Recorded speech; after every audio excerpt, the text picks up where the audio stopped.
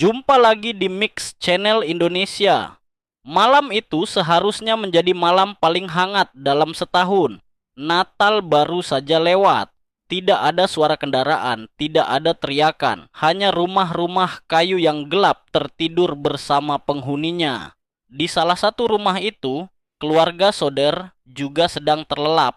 Keluarga Soder adalah keluarga imigran asal Italia yang tinggal di kota kecil Fayetteville, West Virginia, Amerika Serikat. Kepala keluarga George Soder, pekerja konstruksi, dikenal tegas dan blak-blakan soal politik. Jenny Soder, ibu rumah tangga, sangat protektif terhadap anak-anaknya. Mereka memiliki 10 anak. Pada malam kejadian, 5 anak selamat, 5 anak menghilang. Kejadian itu terjadi pada tanggal 25 Desember 1945. Hari Selasa, sekitar pukul 1 dini hari pada malam Natal. George Soder sudah mematikan lampu. Istrinya Jenny naik ke kamar dengan pikiran tenang. 10 anak mereka tersebar di 2 lantai rumah. 5 anak yang lebih kecil sudah tidur.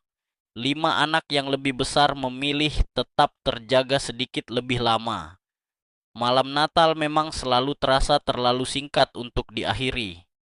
Namun, tak lama kemudian, sesuatu jatuh di atap rumah Soder. Bukan suara runtuh, bukan suara petir, hanya satu dentuman singkat, seperti benda dilempar dari luar. Jenny terbangun. Ia turun sebentar, menengok ke dapur, ke ruang tamu. Tidak ada api, tidak ada bau asap. Ia kembali ke kamar. Ia tidak tahu itu adalah keputusan terakhir yang akan mengubah hidupnya selamanya.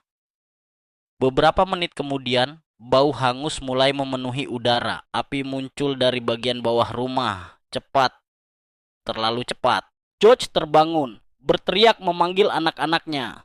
5 anak yang tidur di lantai bawah berhasil keluar. 5 anak lain yang tidur di lantai 2 tidak pernah menjawab. George berlari keluar, berniat mengambil tangga luar yang biasa ia pakai untuk naik ke lantai 2. Anehnya, tangga itu tidak ada di tempatnya. Ia mencoba truknya. Truk yang setiap hari ia nyalakan tanpa masalah. Mesin tidak mau hidup. Ia berlari ke sumur untuk mengambil air. Airnya beku. Dalam hitungan menit, api melahap seluruh rumah kayu itu. George dan Jenny hanya bisa berdiri menatap rumah mereka runtuh, sambil terus memanggil nama 5 anak yang tidak pernah keluar. Api padam menjelang pagi. Rumah itu tinggal puing dan abu. Pihak berwenang datang dan menyampaikan kesimpulan cepat. Kelima anak di lantai 2 tewas terbakar. Namun sejak hari itu, keluarga Soder menolak percaya. Hari berganti hari. Minggu berganti minggu. George menggali puing rumahnya sendiri. Ia mencari apapun, tulang, gigi, serpihan tubuh. Tidak ada apa-apa. Tidak satupun kerangka ditemukan. Bagi George, itu mustahil. Ia tahu kebakaran. Ia tahu api. Api rumah kayu tidak cukup panas untuk menghapus tulang manusia hingga lenyap tanpa jejak. Beberapa hari kemudian, untuk membuktikan keyakinannya, ia membakar bangkai hewan di tempat terbuka. Setelah apinya padam, tulang-tulang itu tetap ada. Lalu pertanyaan mulai bermunculan. Mengapa kabel telepon rumah terpotong rapi? Mengapa tangga bisa hilang tepat malam itu? Mengapa ada saksi yang mengaku melihat anak-anak Soder di dalam mobil asing malam kebakaran? Dan yang paling mengganggu pikiran George, mengapa ia pernah menerima ancaman sebelum Natal itu? Seseorang pernah berkata kepadanya dengan nada dingin bahwa rumahnya akan dibakar dan anak-anaknya akan celaka. Ancaman itu dulu terdengar seperti omong kosong. Sekarang, ancaman itu terasa seperti peringatan. Tahun demi tahun berlalu. Jenny Soder tidak pernah mengenakan pakaian berwarna cerah lagi. Di pinggir jalan dekat rumah mereka, George memasang papan besar bergambar wajah 5 anaknya. Ia menuliskan satu pesan sederhana.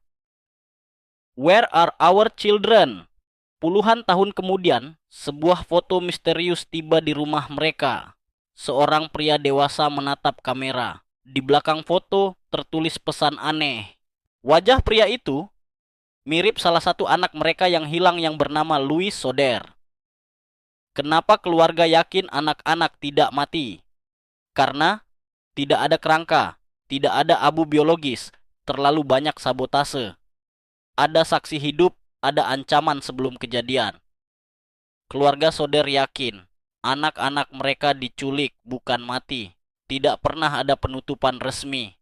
Hingga hari ini, tidak ada bukti bahwa 5 anak itu mati di dalam api.